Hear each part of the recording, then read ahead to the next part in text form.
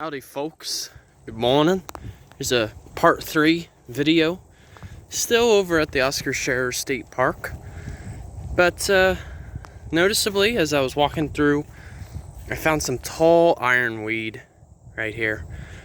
This is another type of aster that's found in Florida. Ironweed is actually quite tall. It can be as high as 6 feet, so about my height. Hence why they call it tall ironweed. Now, I believe they call it ironweed given the fact that the stem for this flower is rather strong, thinking it as iron, because usually iron is associated with having much strength. But usually you'll find these along a prairie most of the time. For instance, we're in the mesic pine flatwoods, which essentially is a type of prairie in the state of Florida. What's neat about tall ironwood in general, too, is they have a very wide distribution. These have been found as far north as even Ohio, so you can even find them in the Midwest and even the East Coast. And as you can see, too, usually each bundle will have up to, at least 10 or even 15 individual flowers here. I mean, just look at that. It's so intricate and detailed.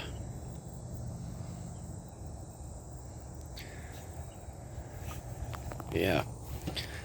Mesic pine flatwoods. I mean, this is by far one of the most important habitats. Why, you may think? Well, think of it this way. A lot of it has to do with prescribed burning, right? For those of you who are not sure what prescribed burning means, well, think of it this way.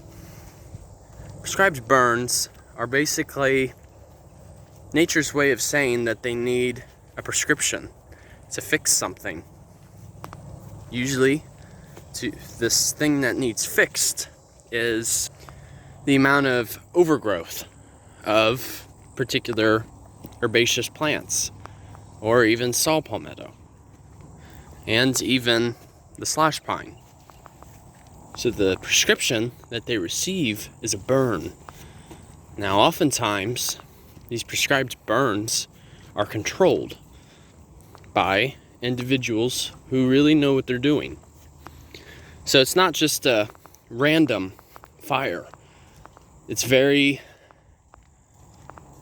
detailed, and it's also very,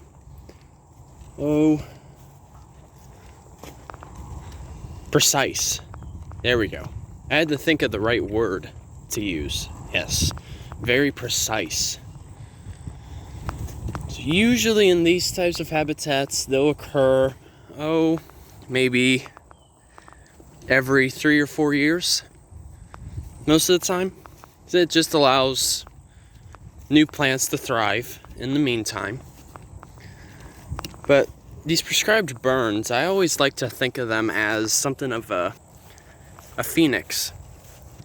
You know, like the Dumbledore's favorite bird from Harry Potter. You know, these prescribed burns keeps everything in check. It's absolutely necessary so that there isn't any overgrowth.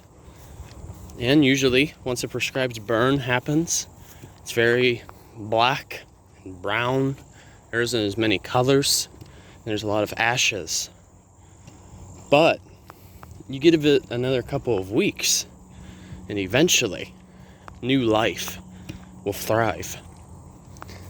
Think of it as a clean slate. When there's death, there is rebirth. And that is always an analogy I enjoy to use. You can actually see on the slash pine right here, see the carbon? Those are from past prescribed burns. But after prescribed burn happens, it allows opportunity for new wildflowers to bloom. Thus, allowing more diversity of plants and even more opportunity to bring in new pollinators. So it's definitely a win situation. There's no loss.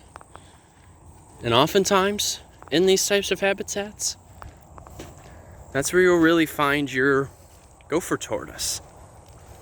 And you know, I've mentioned about the gopher tortoise acting as a keystone species. Since the gopher tortoise provides burrows that go decently deep, 10 to 15 feet underground, it actually allows protection for our wildlife when a prescribed burn happens. If it weren't for the gopher tortoise, some of the wildlife would be at risk, if not surviving, because of the burn.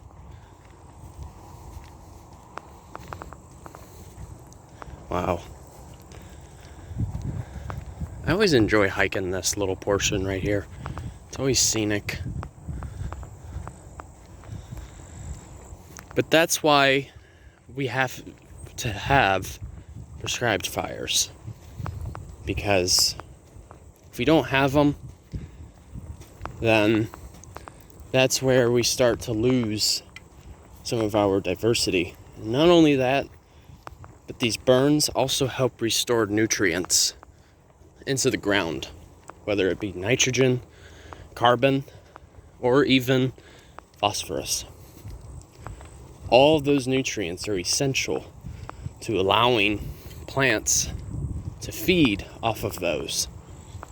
It makes the soil very fertile. Hence why I said, with death comes rebirth. So alright, you guys.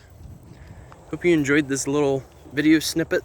I just wanted to keep moving while filming, just because just trying to get some exercise, right? So alright. Hope you all enjoy your wacky Wednesday. And once again, Journey on a Journey is outwards. Take care, folks.